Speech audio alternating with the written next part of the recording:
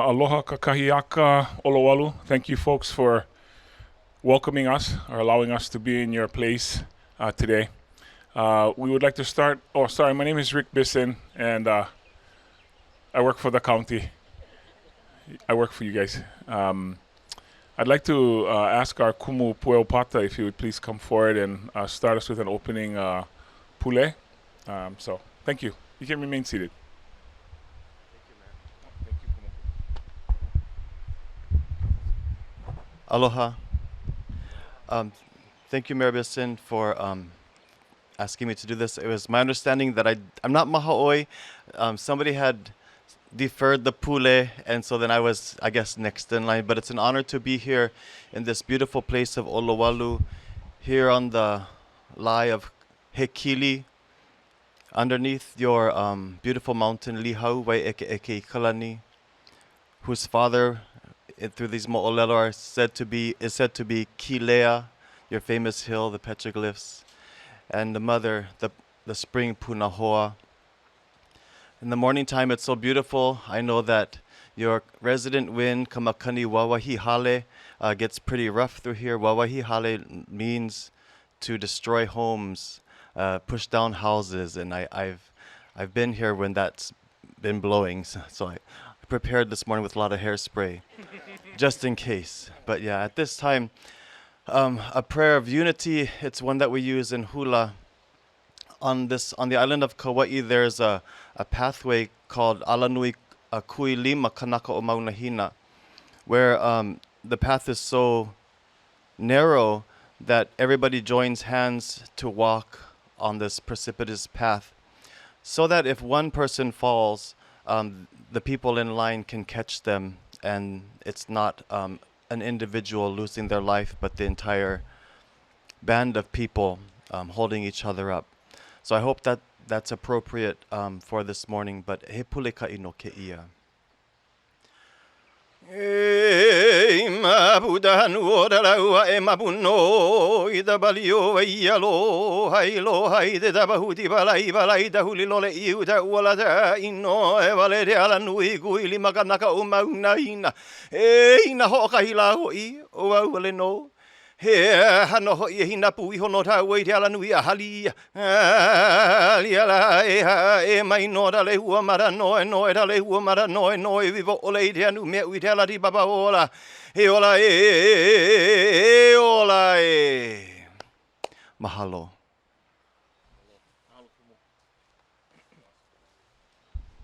That's the way to start a Saturday morning, everybody. That and malasadas and coffee, yeah? How's that? So we're going to have several speakers today try to address some of the questions, issues. So you folks know we're facing a lot of challenges here at the county. One of those specific areas is the debris cleanup and disposal. So that's what we're going to focus on today, or anything else you folks want to ask or talk about. This is your time. We've asked some of these experts in our fields from the federal government, state, and our county folks to come forward and, again, hopefully answer your questions. If we're not able to get that to you today, we will get back to you with that. But that's our goal for today. So, again, thank you for taking the time. I also wanted to apologize that we had to move the date from last week. But with the weather conditions the way they were, it was decided that it was too risky to try to gather at that day and that time. So kind of went with that mana'o and decided to come back today. And so thank you guys for coming on your Saturday morning. Mahina? So this is Mahina Martin. She's the Director of Communications and Public Affairs at the county. And so I'll turn it over to her. Thank you. Sorry, I'm much shorter. And aloha. Thank you again for letting us take some time to reset. As I said earlier, thanks to your Joe Pluta of West Maui. He reminded us to go in the shade. So we took the time to move everything here. Just to tell you how we're going to do this today, we're going to be inviting up Shane Agawa. He's the Director of Environmental Management to share a little bit about what the proposed project is.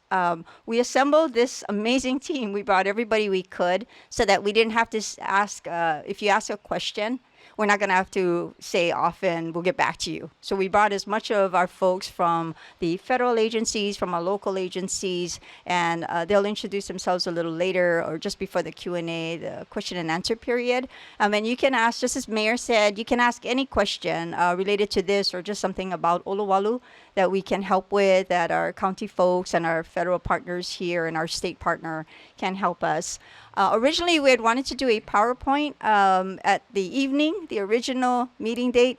Today, we're in the sunshine, so we have a different version of a PowerPoint. So if you bear with us, this is how we're going to be using the pictures. We'll put them up afterwards, so they'll be up anyway later on after the meeting. I did want to tell you that typically our county community meetings, we film and broadcast live.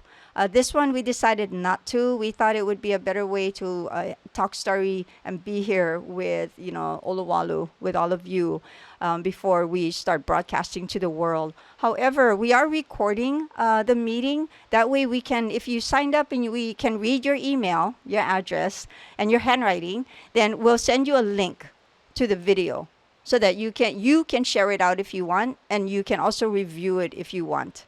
So the key to that is just make sure that we can read your email, and you'll get that in the next week. So that will help a little bit. We may want to use it later, but that is not our intention today, not to do it as a live filming. If you're unfamiliar with this place, but I think all of you are, but I see some guests here, the restroom is on the other side of the building. There's a little hale attached to the main building. At this time, I'm going to turn this over to Shane Agawa. He's going to do a presentation, and then we're going to take some whatever questions you have about the project, and we'll have our folks here. We have from the Army Corps of Engineers. They have their representatives here, as well as, I got to look at them. We have EPA. We have the state DLNR, Department of Land and Natural Resources, and we also have our county team from Environmental Management, Division Head Mike Quijano, as well as Engineer Sage.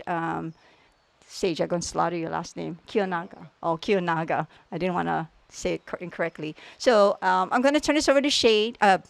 Look, I made up Shane and Sage, and I connected them together and called them Sage. Okay, I'm going to go get some coffee while I turn this over to Shane Agawa. And I do want to say that Shane, of course, he will introduce himself. And we're very, very proud that we ourselves have Ohana who work within the county that are part of Lahaina, part of West Maui, and here today among you from Olowalu. Shane? Morning, everybody.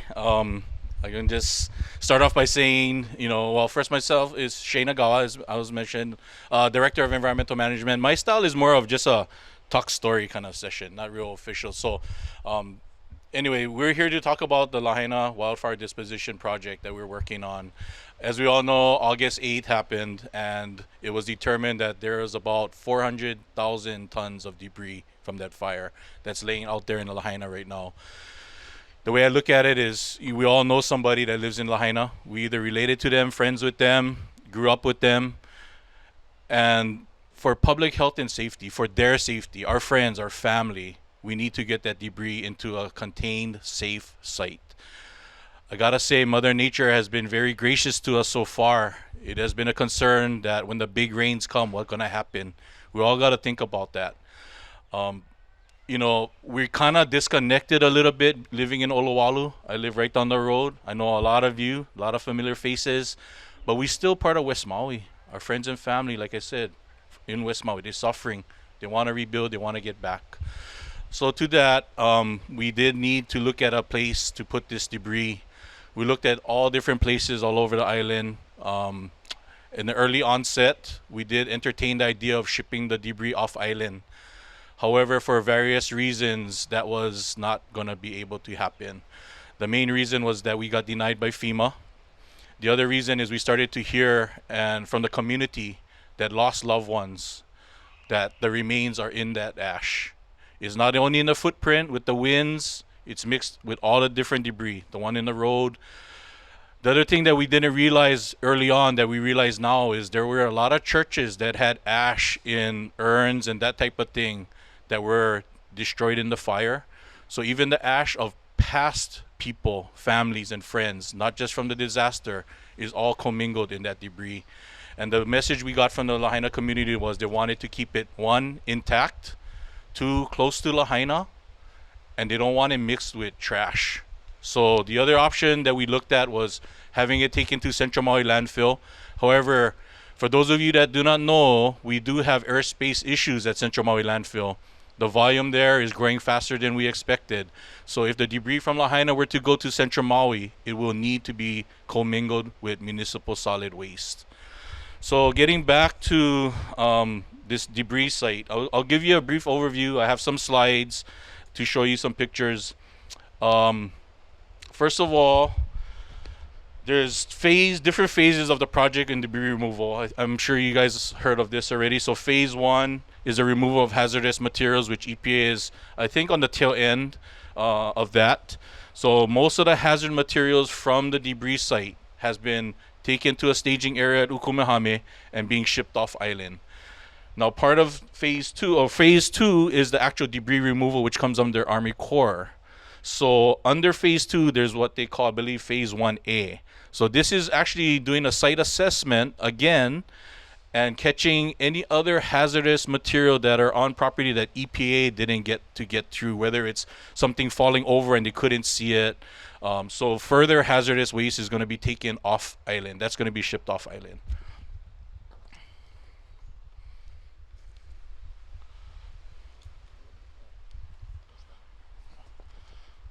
Yeah, I hope all of you can see this. It's not that high. But this, first of all, we did also have a disaster and a fire up in Kula. So this is just to show you that the Kula and Olinda debris is currently going to Central Maui landfill. Now that did not have HR or human remains. There were no fatalities in that fire. Lahaina debris, we're looking at this West Maui site in Olowalu. It's located next to our closed landfill. We have a current transfer station that's in operation that the trash is hauled to Central Maui. The closed landfill is on the I want to say the Lahaina town side, and this location will be on the northern side.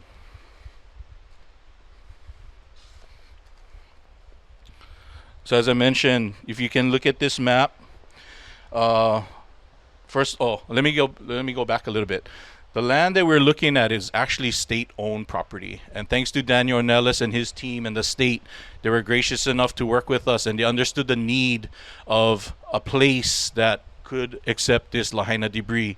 So as you folks know, I think on October 27 was the BLNR meeting. So that meeting was basically for the transfer of the rights to use state property for county use. And that's what you see here is the TMK. It's about 53 acres or so. That's the whole parcel that the state transferred over to us. That's still pending council approval. Now what you see here in the green, that is called a temporary debris storage site, a TDS site. That is going to be designed, constructed, and operated by the Army Corps and their contractor. Again, the key word is temporary. It's going to be a place that debris coming from Lahaina will be stored. It'll be lined. And then later, this blue area is actually our project, a county project, our proposed project for the final disposition site for the debris. Again, this is the old closed dump. This here is an active cinder pit. It has been mined up until, I believe, maybe a week or so ago from Hawaiian Cement. This is the access road, or I cannot see, but there's the access road off of the highway, and the transfer station is here. So this area right here is about 14 plus or minus acres. This will be the proposed final disposition site of the debris. This area here, I believe, is about 9 acres. This is temporary and will no longer be there. This is only to hold the debris temporarily while this is being constructed, and then the debris will be moved from the green to the blue. This will go away, and then this will be the final site.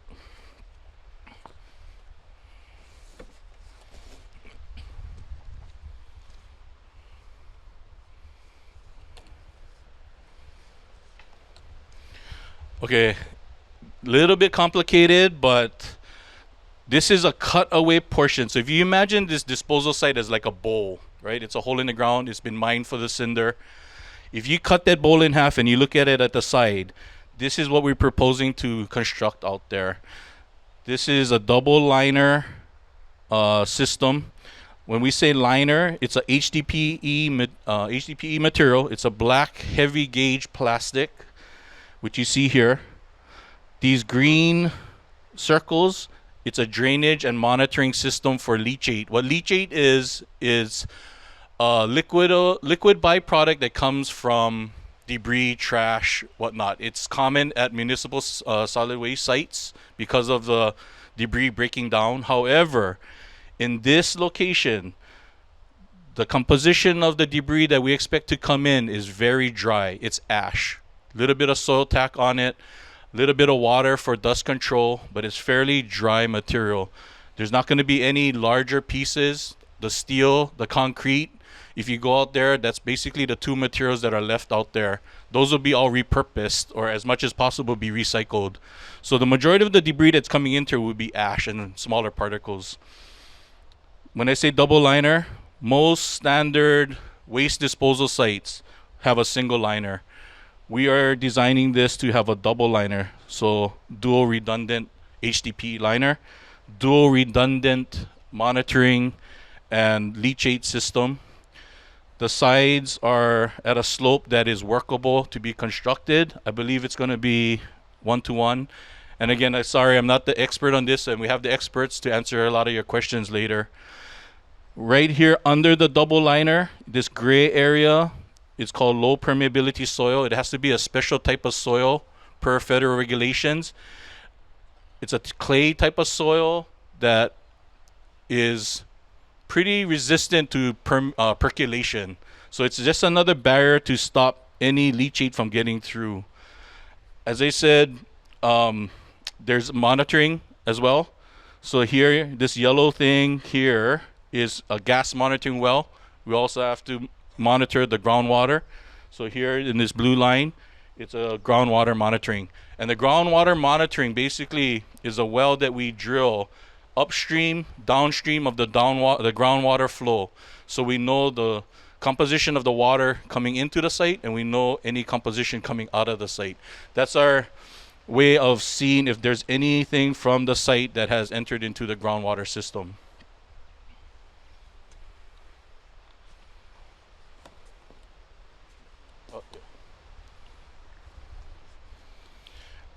Now this last slide is basically an explanation of how the ash is transported, how it's handled. It's not just taking the ash with big equipment and then scooping it into a truck and then hauling it out here. We're doing everything with respect to environmental safety, public health and safety. So one of the major concerns was the ash flying out of the truck. So we call it a burrito wrap type of system. What they do is they line the trucks up. You can see here, might be hard to see, with a plastic sheeting.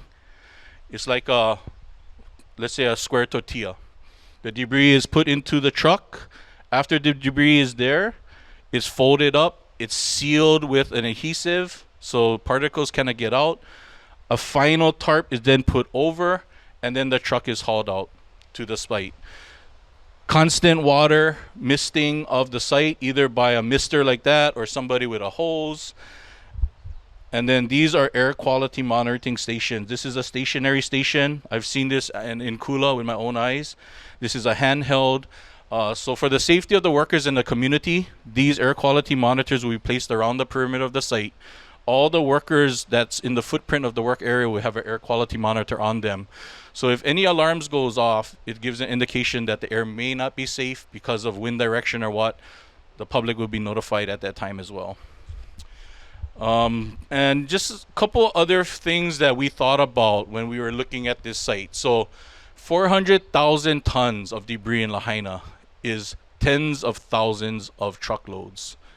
Having it go into Central Maui, concerns about people getting hurt, accidents. If a truck hits anything on the way, the debris spills out, pollutes the ocean. The whale season is coming up. You're going to have a lot of people parking on the side on the poly, crossing over. Those are just some of the additional concerns that we looked at. We did do a lot of due diligence to find a proper site that we feel is the most safe and the most environmentally friendly and appeals to the need of the Lahaina community. So again, as Mahina said, we have a team of experts that can help with your questions if you have any. I'll hand it over to Mahina to moderate the Q&A section, and then at the end, we'll have the boards up here. So if you have any questions, we can just do a talk story session and talk about, you can point on the board, what is this, what is that, can you explain this type of thing. Thank you for your time.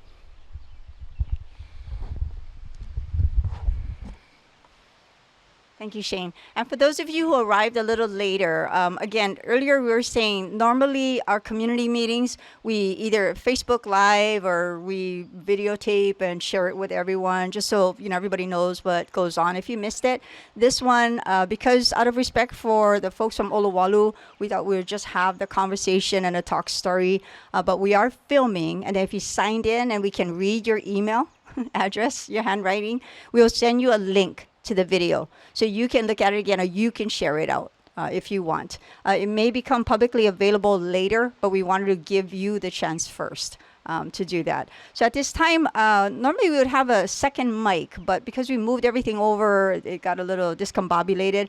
But what we like to do, because we have brought all of our team here, is be available for any questions. And if what we'd ask is if you just raise your hand, I'm going to repeat the question just so that it's recorded, and later on you can remember what that was, and it will ask the appropriate resource person to help with that question. So at this time, does anyone else have? Oh, Mayor? Sure. Sorry, I just wanted to address a couple of things that occurred to me while Shane was presenting. And that first is, what happens if we don't do this? If we don't do this, then Mother Nature will decide for us where all the ash in Lahaina goes. Whether it goes to our drains, our sewers, our ocean. So we are at there's a sense of urgency that I wanted to get across to all of us here and those that we've been talking to already. As Shane said, we've mostly been lucky that the winds and the rains have not decided this for us already. So if we intervene and put it someplace where we can control, that's our best option for our island. You also heard Shane talk about some debris that is being removed. Those that were considered the toxic and hazards, these were lithium batteries, these were other items that were still remnants from the fire. The EPA is required to take that off island. And any location that this would have happened at, in the mainland or anywhere else, they would have had to remove that, and they have storage facilities for that. The second phase, where we're at now, where it's the ash and debris, we're responsible for disposing of that, the municipality, the county. I suppose we could say the state, but it mostly falls on the county. The Kula situation, we were cleared by the Department of Health and EPA to use our landfill there. We didn't have some of the issues that Shane already brought up to you that is different for Lahaina. That area is taking up space we would have normally used for our our trash and our normal solid waste disposal. But again, we don't have an option. The other thing was to drive it from there to Olowalu, which is the same issues we have taken it in the other direction, except in reverse. It's 25 miles versus 3 miles or 5 miles out.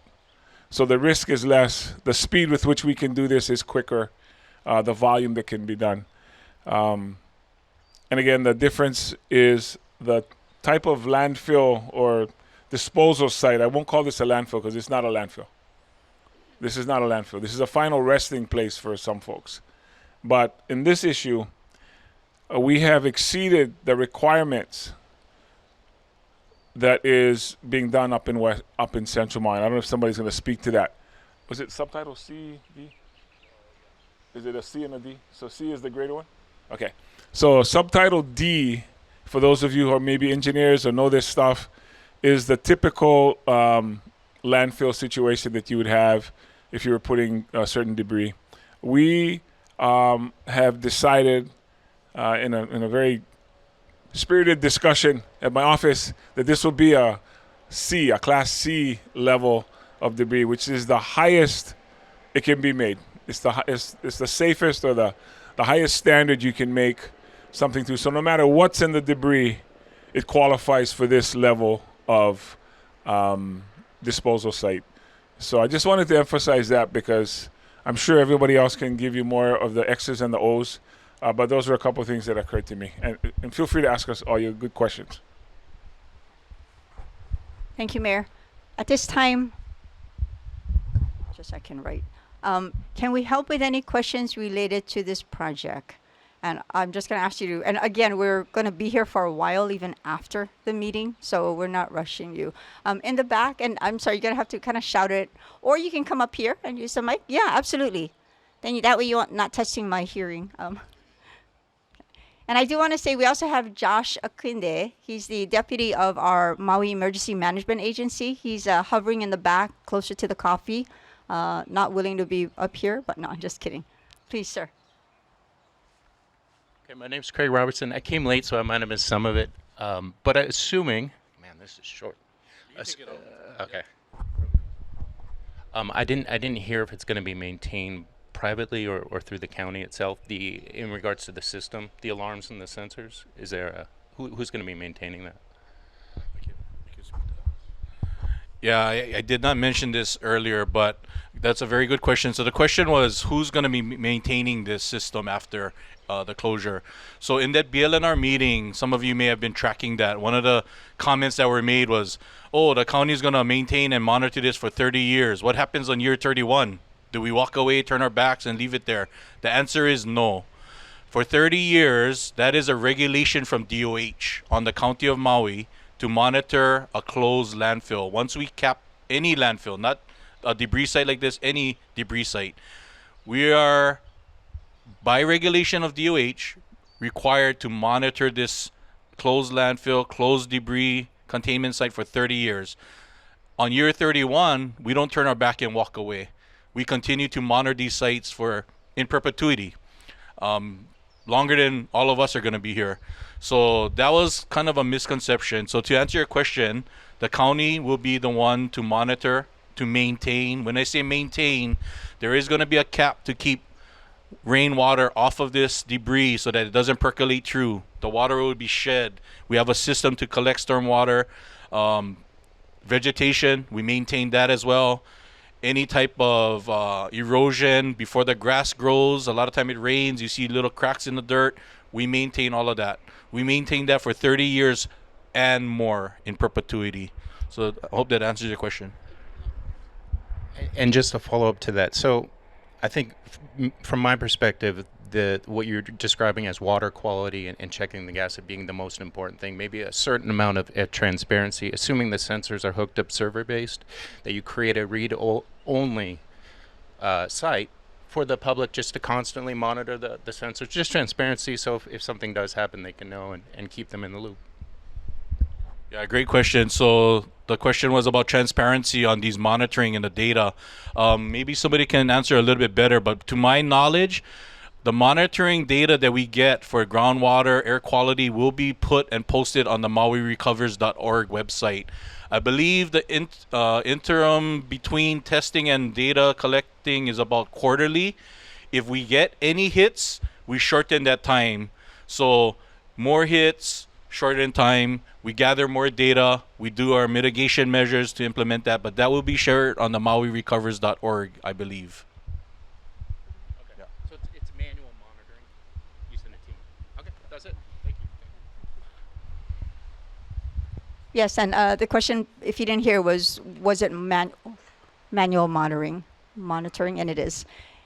Any other questions that we can help with? You can come up, please. Okay, you can tell me. Why Olowalu if not something closer to Lahaina? Okay, so the question is why Olowalu and not in Lahaina or something closer to Lahaina? We have looked at many sites. I'm going to ask either they're over there, Junkin Poing. Yeah, they might have to tag team and do their best. But we have from DLNR, Department of Land and Natural Resource, Daniel Ornelas, as well as John Smith, who's a Highways Division Chief from Public Works for the County of Maui. Between them, they can share a little bit of what we do know. It takes two of them to answer that hard question, so that's good.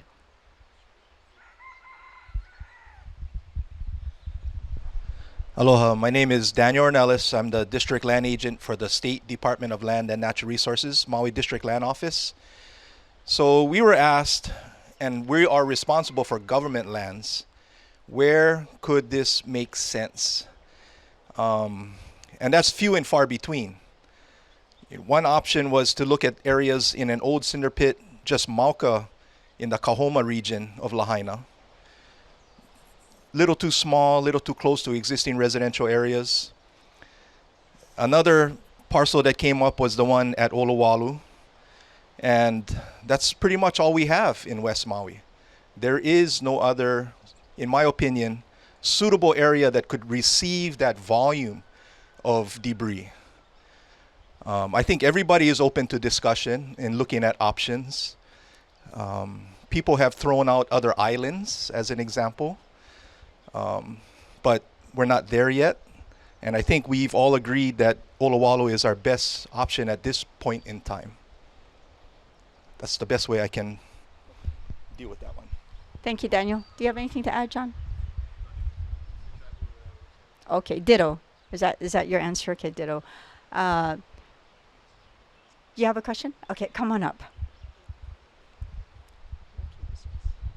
Thank you. Thank you for having this meeting. My name's Laura Peddle. I'm up Luavi Street above here. Three-part question. First, timeline. You said you have a lot to transport, and we've been lucky so far with Mother Nature. So how long do you predict that it will take, or estimate to take, to move everything over to the proposed site? Decided site, actually. Second part of that question is, can you speak some more about the temporary site versus the permanent site? Because if you burrito wrap it in Lahaina to move it, and then it sits for a while, and then you have to pick it up and move it again, do you have to rewrap it? Is it going to break? How do you do that? So if you could speak to us a little bit more about that and the timeline that goes with that. And then the third part of that question with the transfer is I'm from Canada, so we have rules and collective agreements with people about inclement weather, usually related to the cold. So here you're going to have inclement weather with the wind. Will there be some parameters set that will be, this is an inclement weather day, we are not working today, like we moved the meeting? So if you could speak to those three things, thank you. Thank you. Dr. Kroger from the U.S. Army Corps of Engineers. And you hear us use a lot of acronyms, but here you go. You say. Thank you. Good morning. My name's Corey. I'm going to have to try to remember all those questions. So first, a little bit about the temporary debris site. We're using the same liner that's going to be used in the permanent site. It's an 80 mil liner, but it's not going to be double line. We're going to have cover over the burrito wrap bags that go in there so that if they do break, and they will break down over time, there's not ash getting up. And if our air sensors go off, then we will apply wet methods to make sure that the ash is staying in the landfill or the temporary debris site. Secondly, yes, we have wind built into the safety plan from our contractors. If it's too windy to haul debris safely, then we have shutdown mechanisms, and we'll do other work. If that answers that question. So what was the timeline? The hard one. So on Monday, Maui County Council is voting to get the right of entry for both of the parcels, one for the temporary debris site and one for the permanent disposal site. Once that occurs, and the Army Corps has an agreement in place with Maui County, we will construct that temporary debris site. It's going to take us about 35 days. So we're anticipating starting first part of January or mid-January if that agreement is in place. Once we have that agreement, we can start doing debris removal from Lahaina. We're looking at about 6 months to a year, depending on how difficult the debris removal is. So for this particular event, FEMA also included public as well as commercial parcels. And in Lahaina, there's some significant standing structures that are still up there. So that's going to be the most difficult part. Those are eligible for this event. That's why this is going to take a little bit longer than we normally would. The second part of that is the cultural sensitivity. So during the entire debris removal process, we'll have cultural monitors on site. We might even have archaeologists on site, depending on what's been identified on that property. And that's going to take a little time to work through. So we're looking at about 6 months to a year. Corey, you asked about rewrapping the. Oh, sure. And so yes, those we're basically going to handle the debris from the temporary debris site to the final disposal site in the exact same way. We're going to line trucks, burrito wrap it, and transport it about 100 yards. Sage, can you explain the liner? Can you come explain the liner? We're passing around a sample of the liner. I'm going to call up our engineer Sage to explain what it is. So when you get it, you know what we're showing you. Thank you, Mahina. Hi, my name is Sage Kiyonaga. I am your County of Maui solid waste civil engineer. So what I'm circulating right now is just a strip of 80 mil HDPE plastic liner. So you're gonna see in there, it was used as part of a destructive testing. So, you know, it's actually part of a pull test. But there's a little, if you look at it really well, there's a small little air gap in there. Part of the installation for this liner system is it gets welded together and there's a small air gap in there. So you pressurize that air gap to make sure the welds are completely sealed. So it's just being circulated around right now. You guys can take a look at it, and I can explain a little bit more after the meeting. Thank you. So that's what's circulating. And you can ask him for far more details after the meeting once you get to look at that. Can we help with another question from the audience or from all of you from Olowalu? Here come. So NT's question is, Sage, can they double that wrap for extra assurance? Absolutely, good question. So the question was if we can double this up. So, you know, pursuant to what Mayor Bisson wanted, we're going to have complete secondary protection. So you're going to have a complete HDPE liner that's going around right now, and underneath that, like Director Agawa had mentioned, there's going to be low permeability soil under the HDPE liner, and then another complete HDPE liner underneath that with more of this low permeability soil underneath that second liner. It's a little bit flexible, but it's a lot stiffer. So that piece was used in a destructive test. So really it's the stiffer part that's intact what this material is going to look like.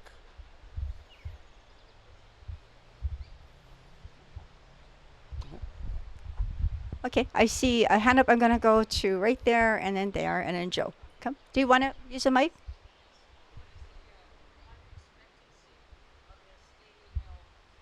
The question is, what is the life expectancy of the 80 mil that's going around right now? Would that be you, Sage? Okay.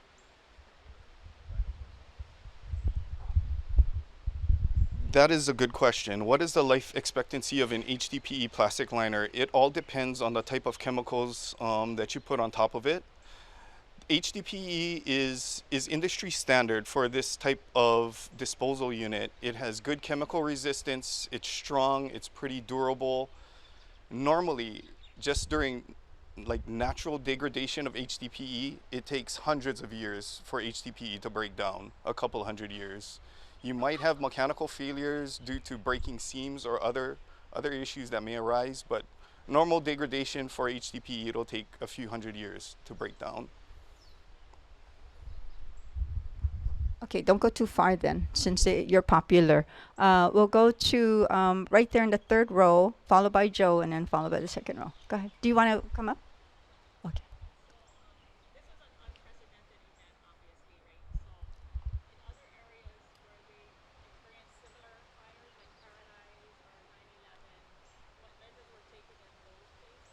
Okay.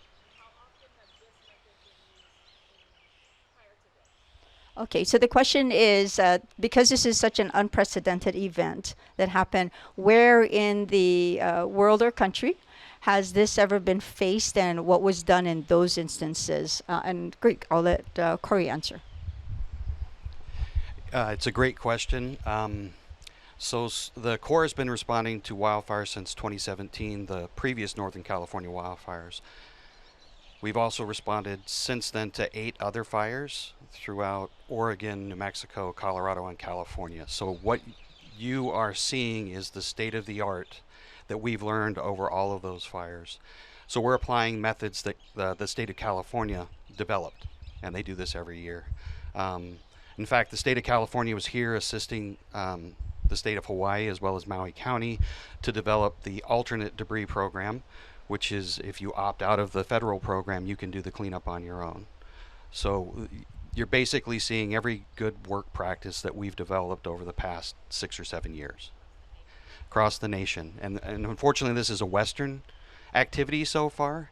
The farthest east we've gone is New Mexico. Thank you. And then Joe, and then back to the second row. Joe? Same gentleman over there. Okay. I lost my home and everything, and I got the county I signed up for the program for debris removal. You just stated that you don't do it, you can do it on your own? For the right of entry. We will tell you though, hopefully, I know for Olowalu folks, you are not affected by right of entry, but Joe here has a question. So right of entry allows us to do the debris, and I'll let Army Corps answer, but if you do it on your own, there are some limitations that you will face as well. So.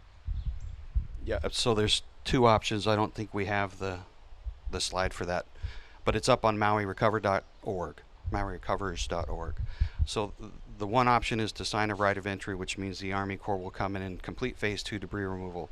The other option is to enter into an agreement with Maui County to do that through local contractors.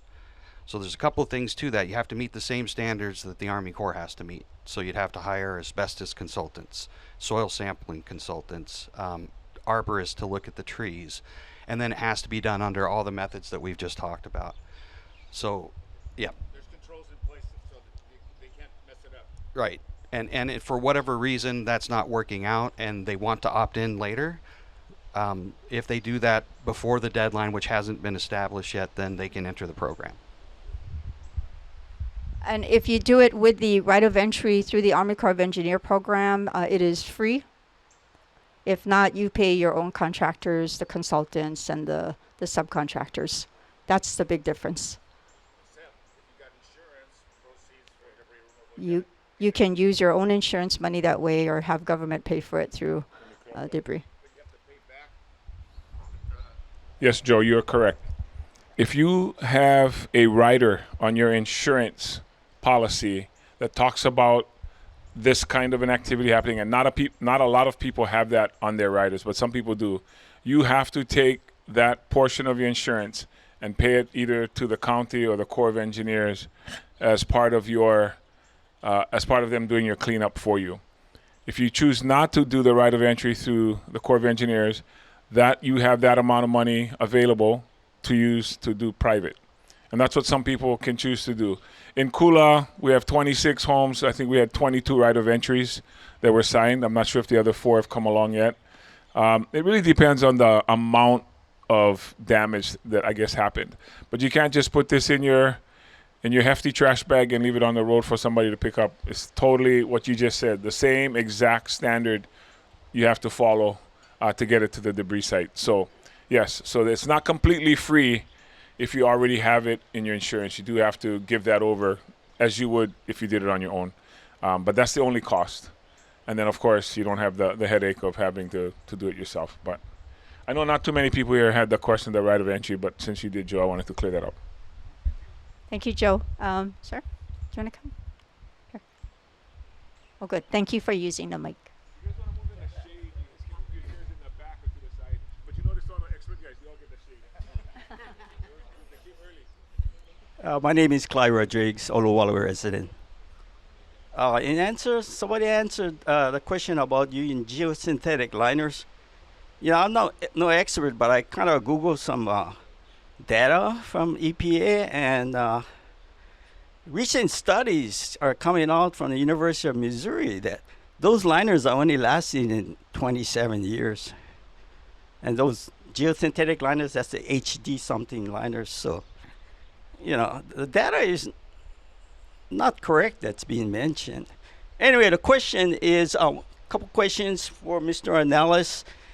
Is that area considered state conservation land? It's just a no. That'll be fine. No, that's not the case. Okay, okay. Because the reason I brought that up is because years ago when they were trying to increase or put landfills in the county of Nanakuli, those residents experienced landfill in their own backyard for many years. And they fought it, and the state legislature created a bill that stopped any kind of landfill in conservation areas. So he answered my question. But it didn't stop the residents of Nanakuli of complaining, why is our neighborhood being stuck with landfill over all these years? So Olowalu had a landfill for decades. And now they want to put another landfill or disposal site here again? Man, the Olowalu got to got to fight like the Nanakuli residents. We got to fight and stop this. And it's so close to our precious reefs. The second question is maybe on solid waste experts saying, oh, we're doing all these things to mitigate everything. Oh, we got this double geo liner. That'll last 50, 100 years, but recent studies are coming out, it doesn't last. Then we got these monitoring systems that check. Oh, we can check maybe once a year. In the meantime, when it leaks into the system and comes to the reef, it's too late. It could destroy our reef, destroy our aquifer. Look at Red Hill on Oahu. How that was so close to damaging Oahu's precious aquifer system. With all the precious monitoring systems that was being done, it never worked. So I'm pretty much concerned. And recent EPA standards, there were like something like 53 toxic chemicals that was on file. That EPA standards are years old. Now there's something like 500 chemicals in the landfills. An example might be that fire retardant. That's something new, but it's going to go in this landfill. That's dangerous stuff. So anyway, the question was, Mr. Ornelas, I was just concerned if it was a conservation area, then Senate Bill 23 something does not allow landfills in conservation areas. And that bill was created as a result of the residents of the Nanakuli that was concerned about always being the location for landfills. And what they found out is that people who live near disposal sites has a higher proximity of getting cancer, birth defects, and asthma. So we're just concerned about it. So maybe somebody can say, oh, we promise that with all the expert design of the system, that it's not going to leak into our reef system, it's not going to leak into our aquifer system. That is what I'm concerned about. And there's always and recent studies have shown that you can use the best liner, but the problem is during construction and installation of the liners, that's where there's some holes in the liners that the contractors do. So they'll cover up, and by then it's too late. Okay, thank you. Sorry, I didn't mean to take all you guys' time. No, this meeting is for you folks of Olowalu, so you take as much time as you want. I'm going to have Shane respond. Yeah, thank you. Very good points. And I just want to address some of the things that the gentleman mentioned. So it's not just once a year. A lot of times people hear something and then it's maybe changed a little bit and then given to the public. So the monitoring doesn't only happen once a year. It starts off quarterly, as I mentioned earlier. If we get hits, it becomes a shorter monitoring period so that we nail down what's actually going on. It's not just once a year that we test. So I just wanted to clarify that. And then as far as the data that you're getting, you said you Googled it. If you could share that with us, your exact website and data collection, that would help us out too. EPA website. Okay. Yeah, I just wanted to clarify that too. And then as far as the monitoring goes, it doesn't stop there. That's just an initial with the leachate system. We'll get it before it even gets to the groundwater. If there's any hits, it starts, and again, we can talk start on that cutaway of the bowl. We're going to know as soon as it hits the first layer. It's not going to reach the water, and then we're going to say, oh, we found it in the ocean. So I just wanted to make that clear. We're going to catch it early, and there's mitigation measures for that if we get hits. Oh. Yeah, again, as I mentioned, these green circles here, those are the monitoring things in the upper layer. So if we get hits here, it has to percolate all the way down before we start getting hits in, as was mentioned in the BLRNR meeting. I think somebody brought up nearshore water monitoring, and we're all open to that. However, this will be our first trigger and let us know that something's happening.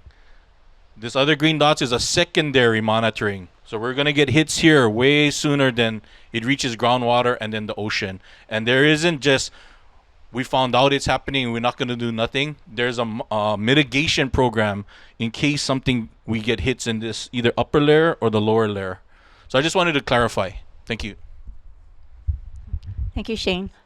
Yes. Do you want to use the mic? It's okay, I'll talk loud. A couple questions. One, where is the money coming from to fund this project? So question one is, where is the money coming from to fund the proposed project? Mike Quijano, or okay, we'll bring up Mike Quijano, who's the division chief for environmental management. Yeah, so the money for the temporary site will be federally funded, and then for the permanent site, we'll be actually charging tip fees like we normally do at our landfill, and that's what pays for the construction, the operation, and the actual monitoring for the future. Yeah, so people that have debris removal coverage in their policies, which is most people, the insurance companies aren't paying out the debris removal unless and until it gets incurred.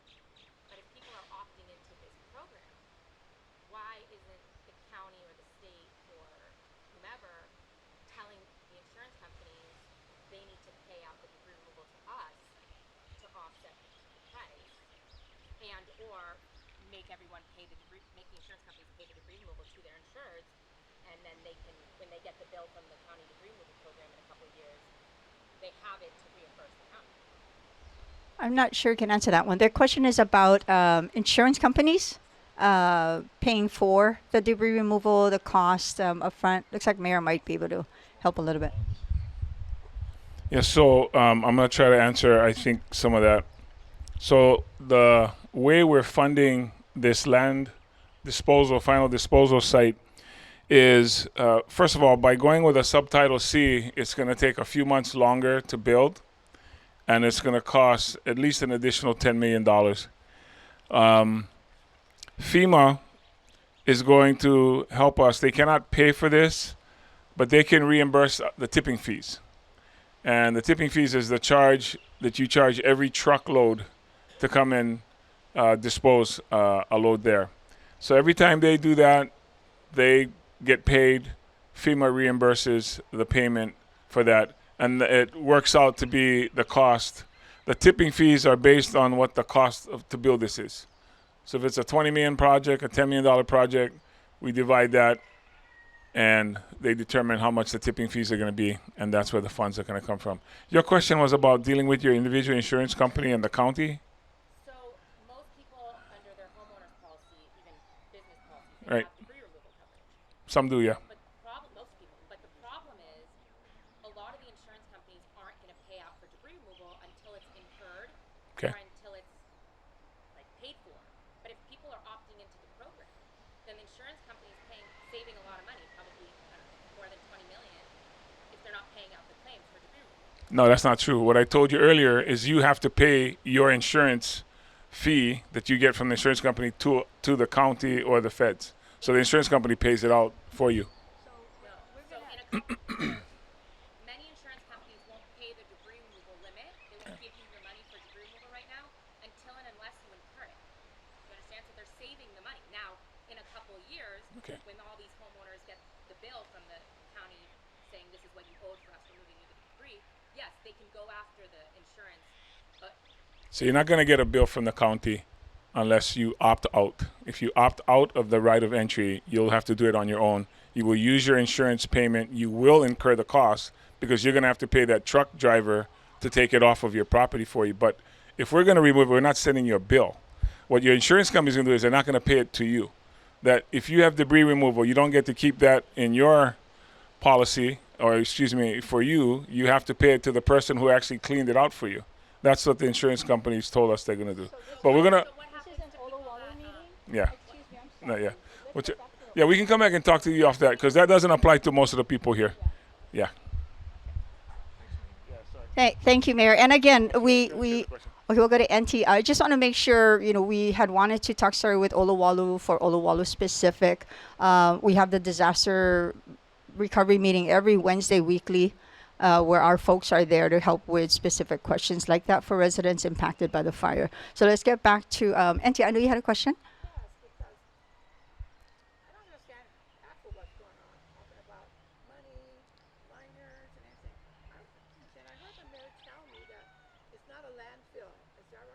Yes. But it's being built as one. Final disposal site. Final. Here, we'll let Mayor. Maybe you can repeat the question. So a landfill is where you put rubbish. We're not putting rubbish in here. We're putting the ashes of people who may have died in the fire. So this is a final resting space for the people that were not recovered in the fire. I don't know if you want to call it a cemetery, but we're building it to the standards of a disposal site. It's being built to that standard, just so we can have that conversation. Because I think for a cemetery, you don't need to do all this. For a cemetery, you can just put it in the ground, but that's not what this is. Because there are toxic debris that is mixed. This is all mixed together. So, okay.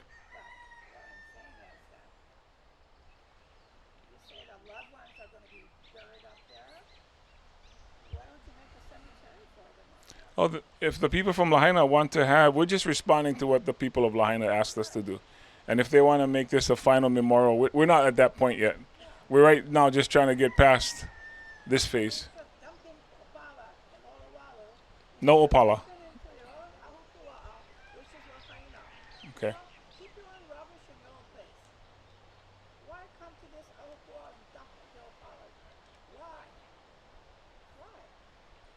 I think we tried to explain we didn't have a suitable site in the Lahaina area, but I understand. Ooh, okay. Well, we're happy to consider other options. Sure. I mean, that's fair.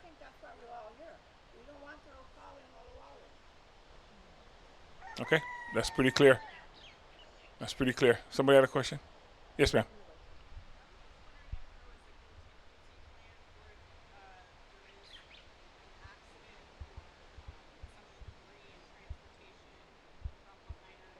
Sure. Corey, you want that?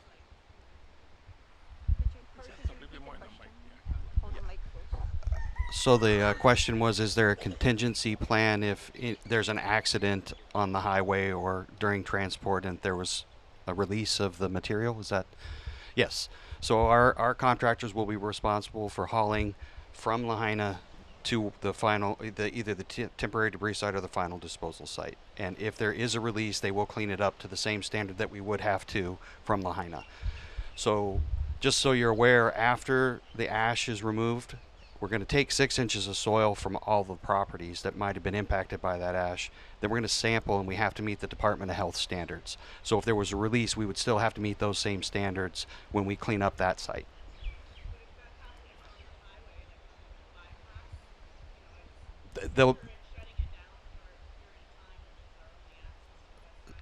Yeah, so we'll have traffic control. We'll be working with Department of Transportation, and we'll get people moving. Yeah, we're not gonna hold that, and that's part of the reason not to go around the southern tip of the island, and go through the tunnel, because that's a pinch point.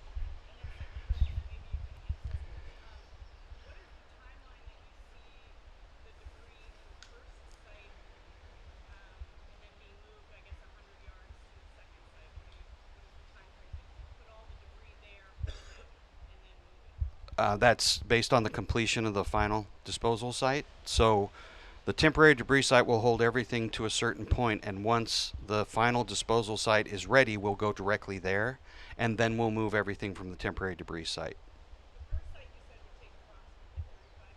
That's what our contractor's telling us, is to construct the temporary debris site.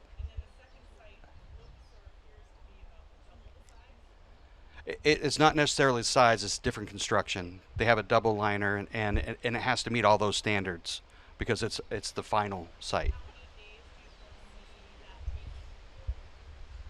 So the question is, how many days to construct the final debris site? I can take that one. So good question. The question is, how long would it take to finally construct the disposal site? It will take about 9 months to a year for the county's final disposition site. 9 months to a year. Okay. To woman in the stripes, and then. Oh, okay. Go ahead.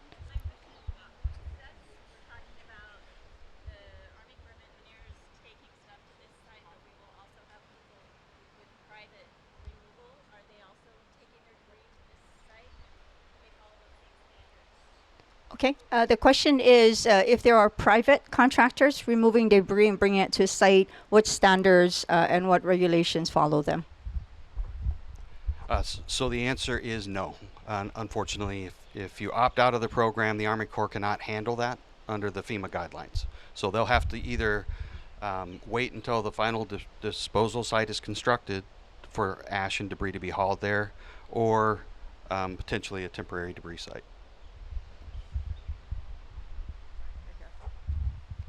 Any other questions? Oh, okay, go ahead. And then I'll go to, Henano raised his hand first. So Henano first and then come back to you. Henano, do you want to use the mic, Henano? I have never known you to be quiet, so I'm going to give you the microphone. 10 minutes, that's all. Only 10. Good thing I'm short like Mahina. So, you guys heard from my brother. That was Clyde. Clyde lives on my mom's property. That was where Chiefess Kalola lived. But you guys never know that. Okay? The narration from FEMA has always been, we work with the culture. Nobody came to see us. One person here that spoke, that's my auntie.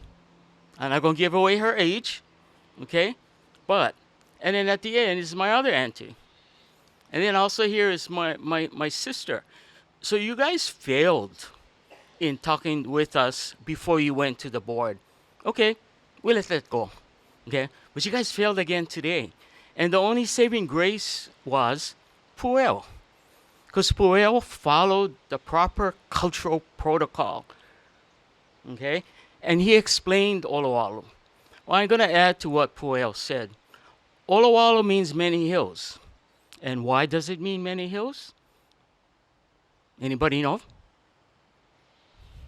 Because of the hill that you are about to use. Because of the cinder cones, this is why this place is called Olowalu. And what do the cinder cones represent? Pele's embryos. And now you have this idea that you're going to fill her now empty embryos with toxic waste.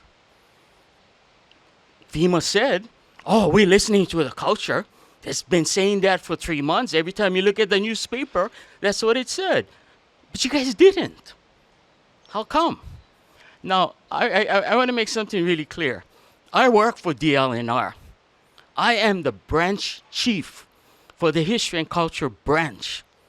Nobody came to see me. Nobody came to see me.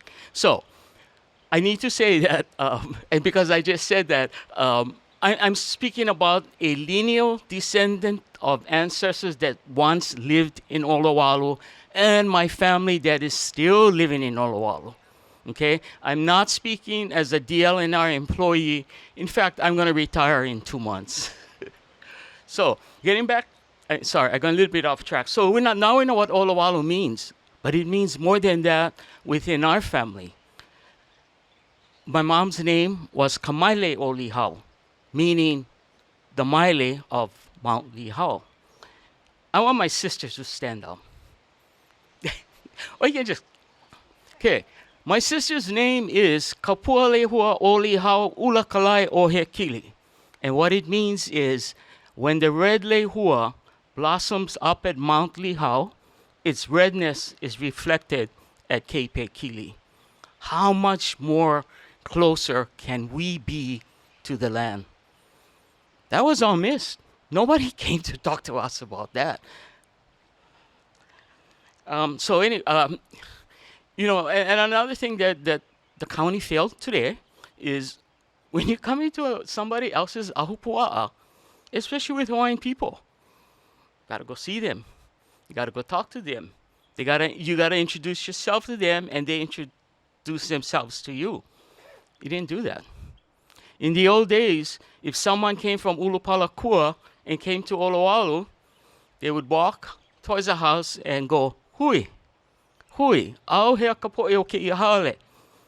Where are the people of this house? And then they would come out, my maloko mai, come inside. The first two questions asked, and this was happening even when I lived with my grandparents in Olowalu. Owai ko mau makua, and no hea mai oe. Who are your ancestors and where are you from? You guys didn't do that. Okay? So, you know, again, we go back to FEMA saying we honor the culture and all that. But you guys didn't. Everybody here is speaking from their hearts because they live here.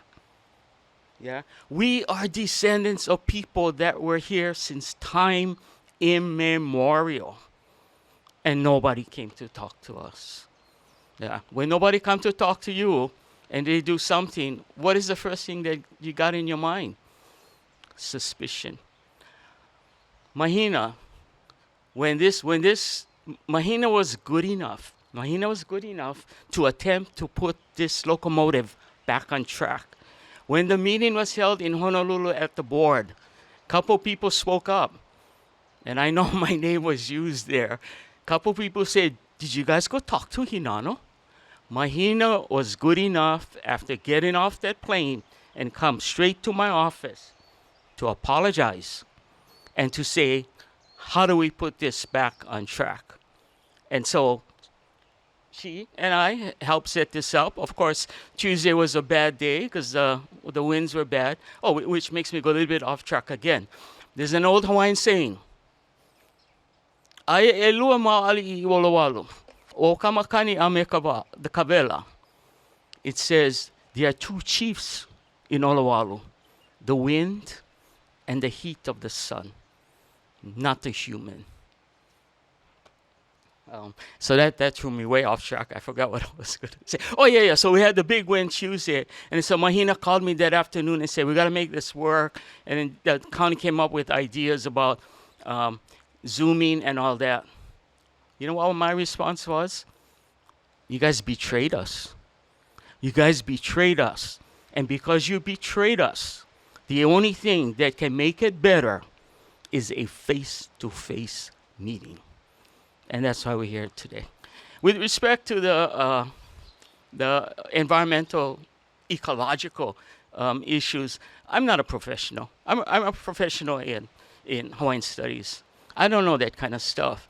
But based on my admitted limited knowledge with respect to that, I don't believe Olowalu is the only place. I believe Olowalu is the most convenient place, but I don't believe it's the only place. Thank you. Mahalo. Hinano is correct. I did get off the plane, not just because his name was invoked in Oahu. The Board of Land and Natural Resources, when they put the project on the agenda, was being mindful of the county and our agencies, saying with the degree and the magnitude of the ash conditions and the threat to the washout and high wind, it needed attention. And to our surprise, they actually went quick. Those of you who work for government, you know what I mean. They went fast, and they put us in the agenda, and we jumped on a plane, and there we were. The missing of the community work and the cultural appropriateness of coming to the area is on me. My job is to make sure that we do our engagement with the community appropriately, adequately, in the best way we can. So I'm not going to say that this disaster was beyond our means, because our means are part of what we're made of as well. So I mahalo Hinano, because he had his backpack on. He was going home that day. I was knocking on his door and buzzing the bell, and he was gracious enough to let me in so I can get scolded for 2 hours. But I appreciate that and I value that. So I don't want to discount that. Hinano? Yeah. This is your second 10 minutes, yeah. We go way back. I trust Mahina. She's right. We go way back. So I'm going to put all the burden on her to make this better. Anyway, I failed to mention, because this is an issue that was brought up, and I hope it's a true issue, and I hope that we're not leveraging the people that died to get what the county wants, because I kind of see that right now. But I could be wrong. Then prove me wrong. But so you know what I do at DLNR? I'm the guy who decides statewide what happens to human skeletal remains that are more than 50 years old. I'm the guy that makes the disposition that the remains remain in place or be relocated. And it has always been our policy that we start with the remains stay on that property. And if the remains cannot stay, the remains stay where they were found. If that is not possible, then the remains are moved, but stay on that property. And if that is not possible, the remains must remain in its ahupua. That has been our policy. I've been there for 17 years. And now I hear about people talking about remains, and I truly, truly understand the people of Lahaina. But that is no reason. That is a cultural affront to take the remains out of the ahupua. And I know people say this is not it, but perception is reality in our minds. Put the remains in a possible toxic dump. Everything that is being planned today is contrary to what I do on a daily basis, and that's from a cultural point of view. Thank you. I promise not to come up. Mahalo. One of our experiences is, as government and members of our island and community, is that we don't always have the luxury of leaning one way or the other way very clearly. So when we hear families say, you cannot take the ashes, knowing that there are remains in them, or the crematoriums from I think several churches that burned down, and mix them in Central Maui landfill with opala, that is unacceptable. So we started to look at what can be, what are the possibilities, and this is where we landed today at this proposal as a site to take care of the remains, staying on West Side. I don't know we have the specifics of what other sites, but we absolutely today is about hearing you and being able to help answer. This will not be the last time we're coming before you. Matter of fact, a lot of people outside of Olowalu have been asking for information and asking for us to come to them, but we have resisted and said no until we can come to Olowalu. And we were very, very adamant about that. So yes, I appreciate that. And I will tell you that one of the things Hinano told me when I said, I don't know what to do about Tuesday's meeting. We don't like wait. We like come. The weather's bad. Fires, fire risk, all that with red flag. And he said, we're grown-ups. We can wait a few more days. And that reminded me how we have to just have these conversations so that we don't just, kind of make up the move the meeting here there by ourselves, or try to do a Zoom and then no more internet. So that would have been a disaster all by itself. I see a couple more questions. And again, I want to ask for Olowalu project related ones. So I see Foster, you wanna use the mic, come up, and then we'll go to you, ma'am, right up here. Okay, come.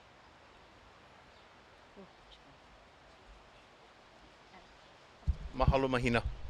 Hi, my name is Foster Ampong. I grew up in Lahaina. I'm going to reiterate a lot of what Hinano has already shared and explained with you. But let me start by saying first that my wife and I do not live in Olowalu, but we are lineal descendants of our ancestors that do come from Olowalu. And Hinano really touched on a very important facet of our culture as Kanakas. I'm Hawaiian because my mother is full-blooded Hawaiian. But I'm also Filipino and Puerto Rican because of my dad. So Hinano, as he stated, is the branch chief for history and culture with state historic preservations. I'm a recognized lineal and cultural descendant to human skeletal remains, and under the HAR 13335, which is a process that any one of us in our community can participate in proving with documentation, and not just oral history, or not just by someone coming off of the street claiming to be lineal descendants of an ahupua'a or an ancestor from an ahupua'a. I've gone through this process several times. And what I'm getting towards is that one of the most fundamental tenets in our culture is do not maho'oi. You go to, and let me use this analogy. Sometimes I get scolded for it, but I grew up in Lahaina. Lahaina is known for having the best mangoes in the world, okay? So I grew up on Fleming Road. The house that I grew up with, my uncle's house, who is still alive, he's 95. He's my dad's younger brother. They lost their house. That whole house and most of the houses on the street got burnt down. We had mango trees, and fortunately, several of them are still survived this wildfire. And there was this one favorite mango tree that had all the mango hanging close to the side of the road. And so people that grew up on the same street as I did knew that, oh, okay, they get ripe mango. It was customary, and when you think about it, fundamentally it was the right thing to do. You go up, you knock on the door, hui, auntie, is it okay if I take 1 or 2 mangoes? You go and you go ask. You don't just go pick the mango, and go eat them. That's called maho'oi. So that's my favorite analogy about how we should be, all of us, not just Hawaiians, but everybody in the community, especially now. If you want to, go to somebody else's house, and like in this case, you want to come to Olowalu and bring the remains and the debris to Olowalu, you gotta come and ask the people from Olowalu first. We can come up after the fact and say, oh, we're sorry, oh, but this is why we do it. And I agree with Hinano. The decisions that were made leading up to today's meeting, basically appears to be made for the convenience and to hurry up with the process. I get all of that. But we're talking about tutus that may be in the ash, And so that moving forward, I hope that all of us, the county, the state, and I'm engaged right now with FEMA, EPA, and the Army Corps of Engineers, and hopefully with the county, because I'm asking for a face-to-face meeting about my family's kuleana in Mill Camp. I have ancestral burials, and there's a lot going on there that I need to make sure that these family burials, these family kuleana, the historical and cultural sites there are protected, not just physically protected in the debris removal, but the information, the history, my family genealogy is protected. And so please, whatever decision, whatever remedy that we come up with in this case with the ash and debris being brought to Olowalu, go talk to the people first. You know, mahalo hinano. That took courage. You know, for get up here in the front. Aunties, we know you guys gonna crank them. Mahalo. You know, Clyde, thank you. Mahalo. I hope. Okay, thanks. Mahalo and Nui Foster. When we went door to door in your community of Olowalu to try and let you know, get meeting, right? Because we made a decision, a deliberate one. We weren't going to do the full blown press release and everything exactly because of the Mahaoi. You know, if you don't have a connection to Olowalu, this discussion was going to be first for this community that we were behind on and owed. But I ended up at Auntie Talma's house and I was doing my hui. So I was kind of, alternating between hui and how's it, aloha, hello, eri, hello, so in every house. But Auntie's one, I saw the tree in front and the porch, so I knew it was one hui moment. And I have to tell you, Auntie came out and she told me right off, I don't like this, but I won't come. And I said, oh, absolutely. This is why we're here, because it cannot be one way. So I mahalo you for your honesty and even telling me off on the porch. I can get that. Hinano at his office. The Rodriguez ohana ya kahui. You gotta aloha them. You had a question. Would you like to use this mic and save my hearing? Okay, good. Thank you.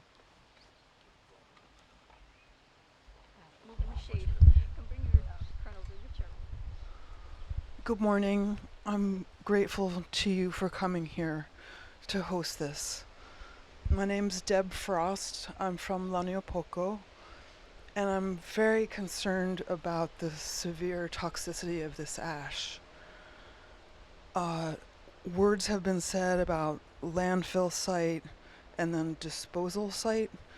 I want to say the word Superfund site and have you talk to us about what differences would be made in the way that this ash would be proposed to be contained with a recognition of how toxic it is.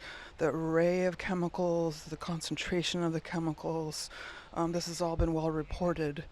And I feel very concerned. 80 mil plastic is not confidence producing.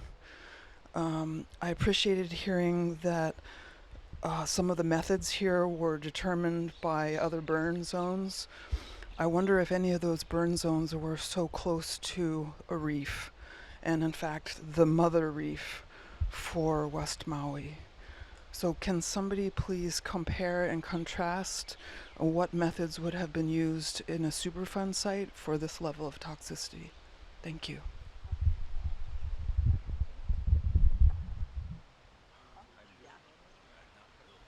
So the question is a very large one about the Superfund sites. We do have a representative from EPA here. It may be, the magnitude of that question may be pretty large. Do you want to take a stab at it? Yeah. Okay. Our folks are moving slowly in the shade, and we encourage you to grab your chair and do that. Our speakers are as well. Sure. Hi. I'm Paul Amato. I'm a public information officer with EPA. That is a big question. I really would prefer to defer that to Superfund experts that we do have, of which I am not. So I'm not going to try and answer a question that I'm not qualified to speak to. So I'm happy to talk with you afterwards. Get your contact information. There you are. Get your contact information, and we can provide more information. We are also tabling every Wednesday night at the county meet at the Civic Center. So we have our folks there that can, we can maybe even develop a fact sheet around this information. But at this point, I really couldn't give you a qualified. It's just not my lane. So, but I would happily follow up with you to get that information from our Superfund experts. So.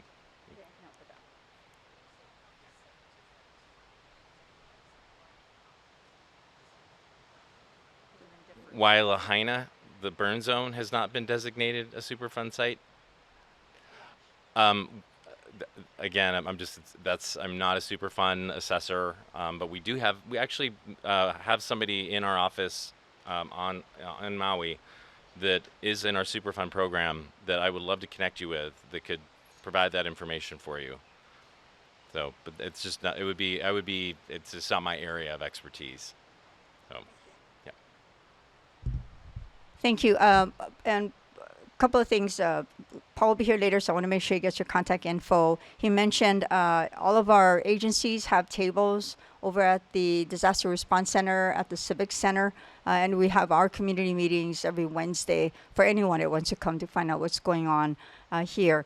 But that's a good question. We can also, you notice when you arrived, we gave you a sheet with some questions that we thought people would want to know more about. We can add that as well as we develop more and more information that we know that folks want. Is there, we've been at it for about 90 minutes, an hour and a half. We're not in a hurry, but I know we want to respect everyone's time. Yes, go ahead. Do you want to come? Yeah, yeah.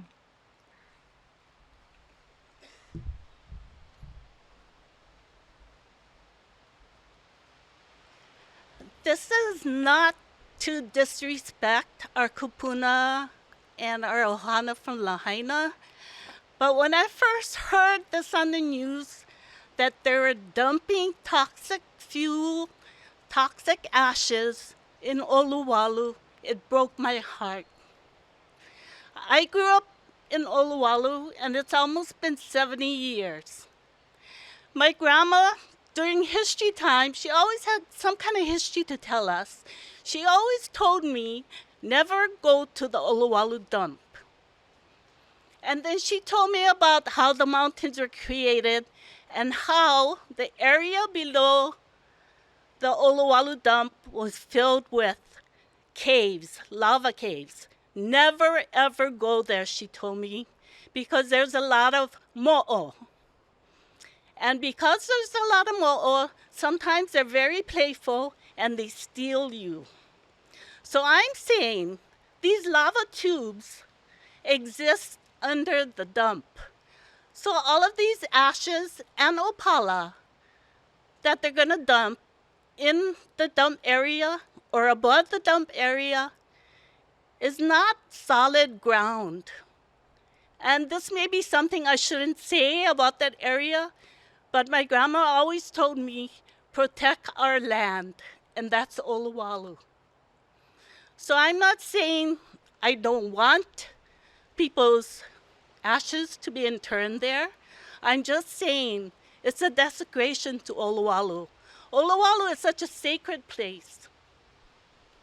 Most of the ali'is vacationed in Olowalu. Why? Because it's a safe place. When there's tsunamis, we have nothing to worry about.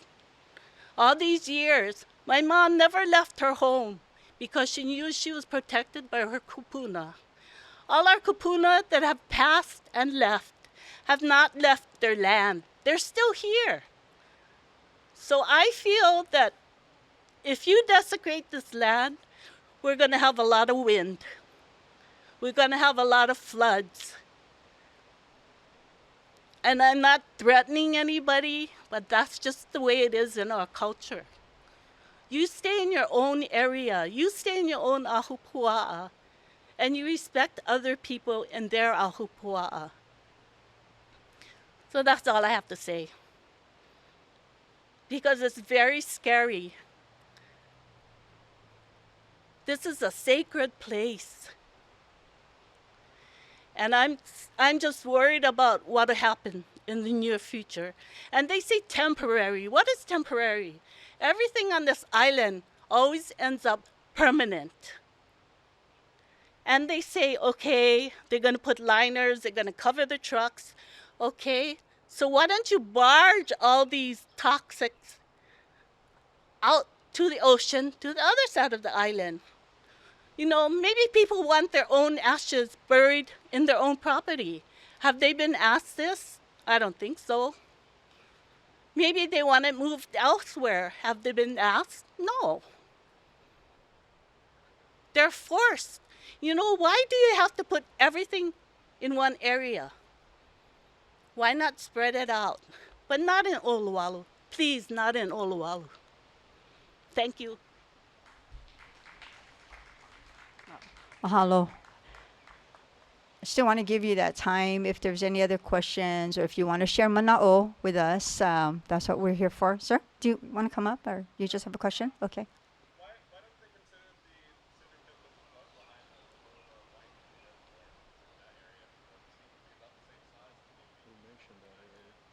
Okay, so the question is why did we not, or did we, consider other cinder areas on the Mauka side? Is that what you're saying? Okay. Okay, so was that an option or did we look at that? Shane or who is here? I can answer. Yeah, good question, Johnny. We actually answered that earlier. I don't know if you got it when Daniel talked about it. So I think you're referring to Crater Village area. We did look at that area. Volume-wise, it's a little smaller, but it is a cinder pit. Proximity to residential is the critical one. It's a lot closer. Proximity to 3 schools, a lot closer. There's an active stream next to it. We did look at it though. It's one of the sites that we did consider.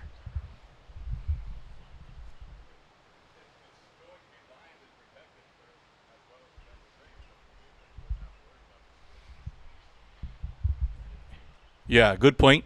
Again, we're tasked for public health and safety. So, as you can imagine, our job is to look at all the different options and try to pick the best one. We're not experts in every field. I don't claim to be. I never have. I'm not a culture expert. I heed to the culture experts. However, we got to do our due diligence. So, for example, if option A is next to this, not next to this, and option B is not, our jobs as non-experts in every field work with the data we have, and then we choose option A or option B. Again, there's no perfect option, really. We just got to do the best we can to choose what we feel with the data we have and the feedback we have from the community, what is the best option. Again, might not be best for everybody. We cannot be perfect in every decision we make. We just got to do the best we can. And before I want to end my portion, I was always told if you're going to question a decision made by somebody else, you should come with solutions. And I say this with utmost respect. I respect my kupunas. I respect my neighbors. We've done a lot of talking as the government agencies. I mean, we talk. We criticize about talking too much. So I just want to open this up to any of you. We have a lot of smart people in the community. A lot of educated people, a lot of experts we aren't. But I kind of want to open it up to solutions that you folks have. I mean, I've been hearing why this option is not going to work. But if any of you have thoughts about a better solution, I would definitely want to hear it. And again, this is not a challenge. This is opening up to maybe something we haven't heard. If you folks know of a spot in West Maui that is better, I really want to know about it. We want to look into it. We looked at Crater Village. We looked at other spots. We looked at spots in West Maui for years, actually, to be honest with you. As one person from our team said, we know almost every depression in the ground, every stream on West Maui. So, yeah, I kind of hear from the community.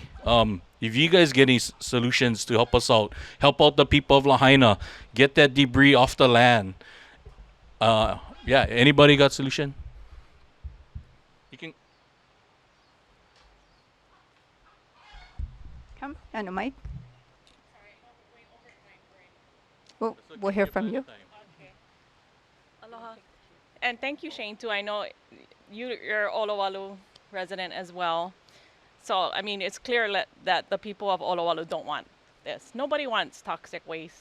But given the issue about the human remains, have the Lahaina people that have human remains in the toxic waste mixed in, have they been asked where their preference is? Because if Lahaina site was already ruled out, as that's not going to happen, were the Lahaina people consulted? And I'm not asking you directly, Shane, but just in general, like, that's my question. Because that's the proposed site. and I know, sorry, I'm going to go past that one question, but Olowalu does always feel like the dumping ground. It really does. And we are a super small community, and it feels like because of that, it's easy to just dump stuff on us and not consult us before stuff happens. Is it, and I, you know, like, would it be an option to take it to Wailea, Kapalua? And I'm saying that in all sincerity because we're a working class community in Olowalu. We're small. But is it because we have a small voice that we're disregarded?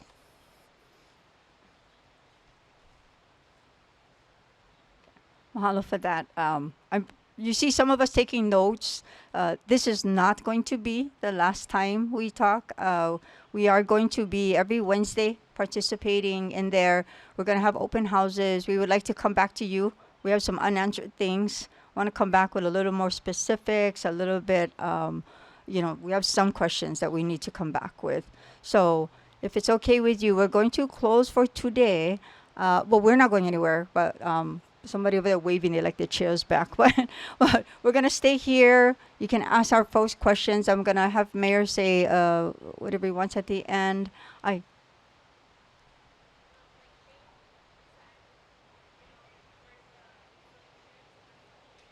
Mhm.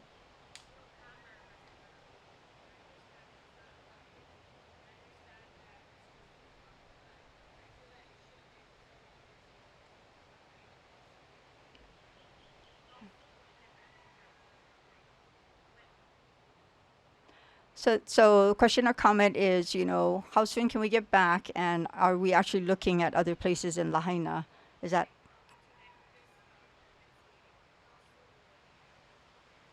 how soon will we be out in the public? Oh, got it. If you signed up and we can read your email, we should have that in a couple of days. I'm looking at our tech team here. So normally we do live. We absolutely do. We did not know, out of respect for Olowalu, we thought we should have the conversation first before we let everybody. We're happy to share it out. No, we're not like keeping it to ourselves. So we just aren't Facebooking it live or making it like some big, major event. That was our decision. Deliberately made that way so that you can have the link, you can share it, you can view it, and then we will share it out. Okay. Can. Oh, okay. Can. Yeah, yeah. It wasn't typed out, but yeah. Okay. Can. I think we have an excellent tech team.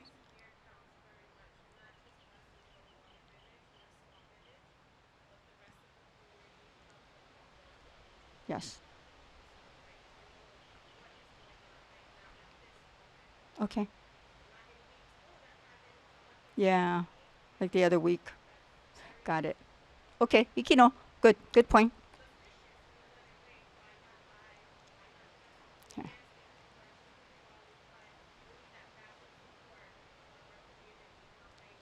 Okay. Okay. I made the deliberate decision not to do social media live. I felt like I didn't want people to think we were showboating. Like, oh, look, we're meeting with the Olowalu community. Come watch us live on Facebook. No, I think we can explain it well. I really do. I feel sincerely that our intention was to have this first. And we still have the recording. If we didn't record it to share, then yes, I would say, that's a. Yeah, we can. We'll do it sooner than later. Okay, great. Mahalo.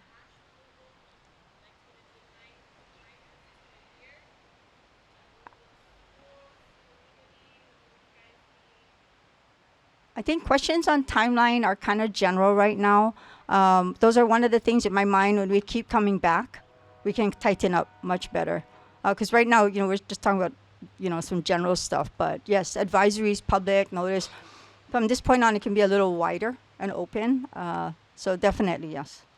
Okay. We do want to close. Auntie, yes. No, nothing has started. Yeah.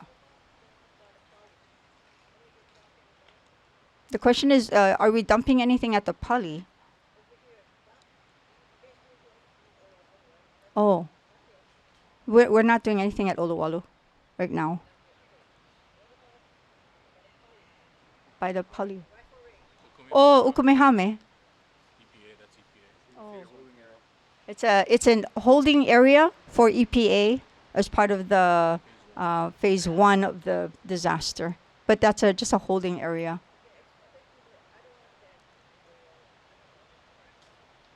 Okay.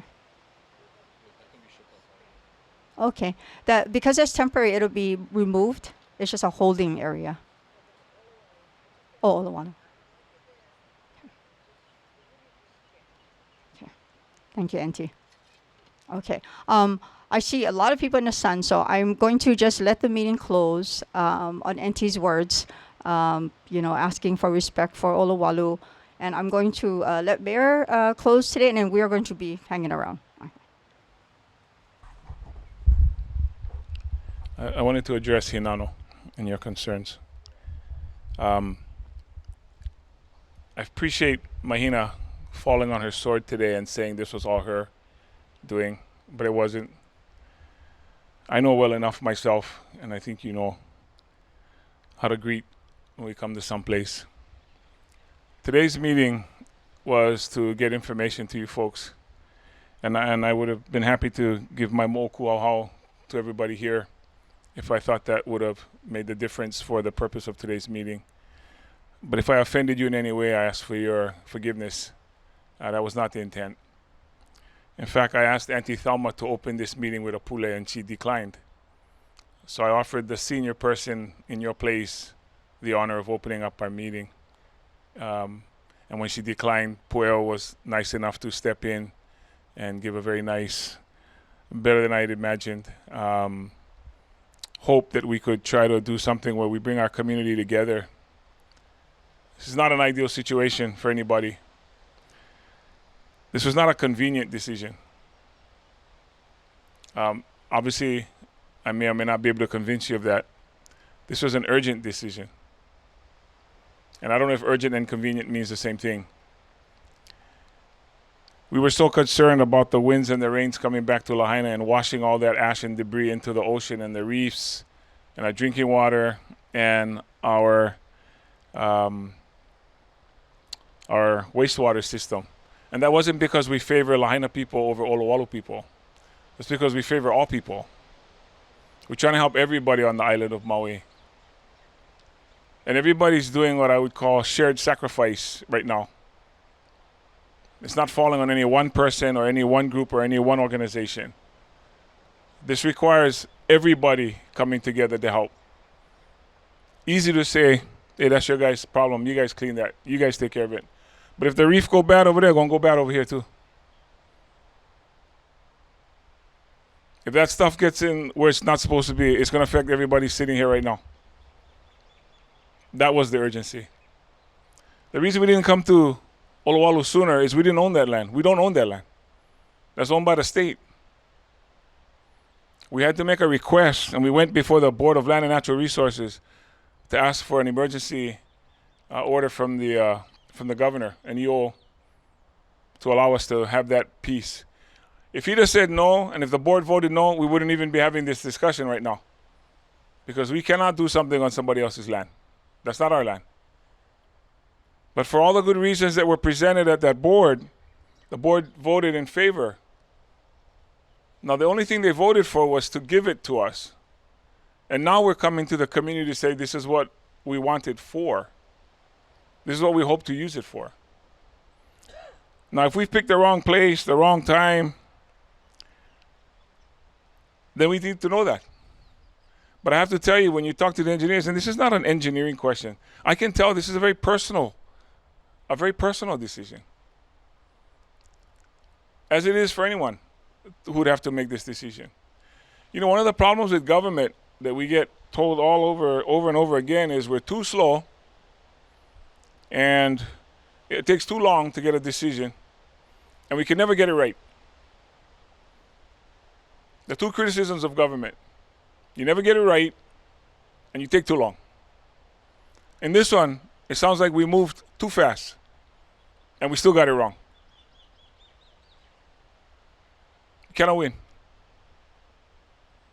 If we leave it out there, we harm people. If we take it and put it someplace, we harm people. If we take it up and mix it, we disrespect people. If we mix it with actual home trash. So those are the decisions that we get to sit around the table and decide on. Who are we going to upset today? When we make our decision, which group is going to be mad at us? Because that's what you get every day. You don't get a group of who's going to be happy. You get to be asked, who you going to make mad? But it was never intended to be disrespectful, is what I want to clear up with you. I know you taught my parents, both of them at MCC. So I know you know who I am. And you know who I'm not. I'm not here to grandstand. I'm not here to throw my weight around. I'm nothing special, you guys. I'm just one of the regular, simple Maui boys. That's all. But I'm big kuleana. And I'm asking for everybody's help. A lot of mistrust. A lot of misinformation. So we came to you folks. Ha'a. To try to give you this time, one-on-one time. Hey, give us licking, boss us up, tell us all the things we're doing wrong, and then at the end, help us figure out how to do it right.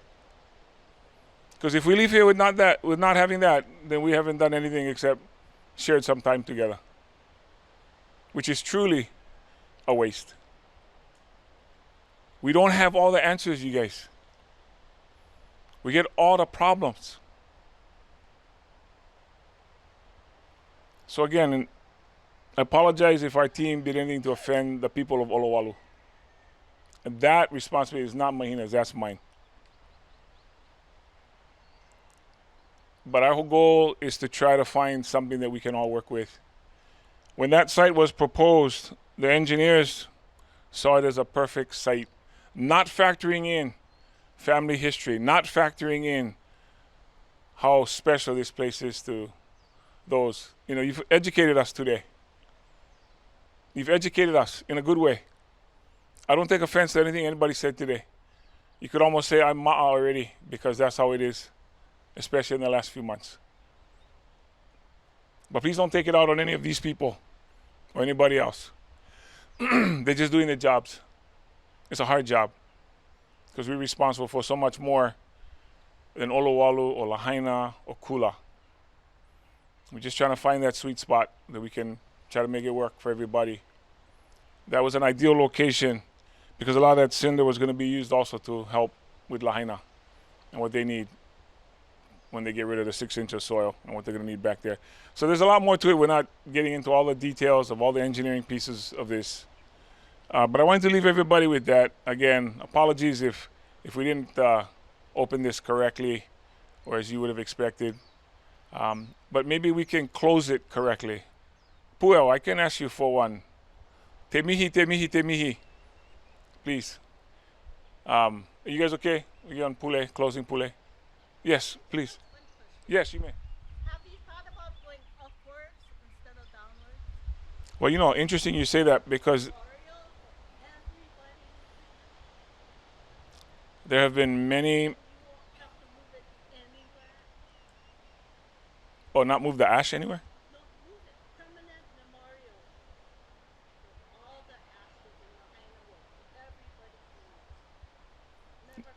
No, where would we put the ash? I'm sorry, I'm missing one point.